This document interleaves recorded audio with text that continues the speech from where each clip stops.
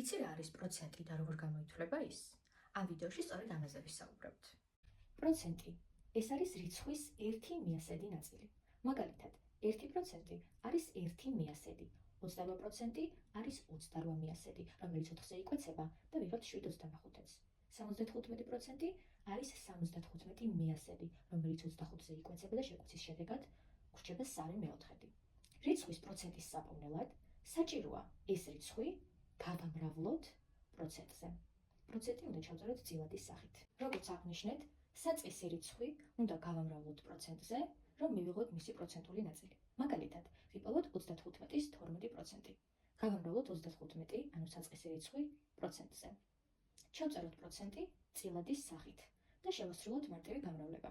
35/12 შეფარდებული 100-თან.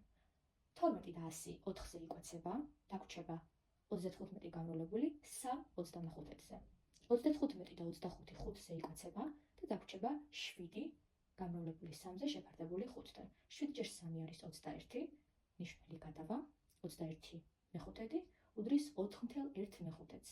ესე იგი, 35-ის 12% არის 4/1/5. აქვე მინდა აღვნიშნო, რომ ნებისმიერ გამრავლებაში შეკვეცას რა თანმიმდევრობით გააკეთებთ, არანაირი მნიშვნელობა არ აქვს. აქ შეგიძლიათ, რომ ჯერ 35 და 100 შეკვეცოთ 5-ზე.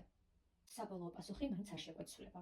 თუ ფიქრობ, რომ ინფორმაციული ვიდეო გამოგვივიდა, მოიწონე ის და დარწმუნდი, რომ გამოწერილი გაქვთ ჩემი გვერდი, რათა არ გამოგრჩეს მომდევნო ვიდეო, რომელშიც ვისწავლით, თუ როგორ უნდა ვიპოვოთ რიცხვი მისი პროცენტული ნაწილით.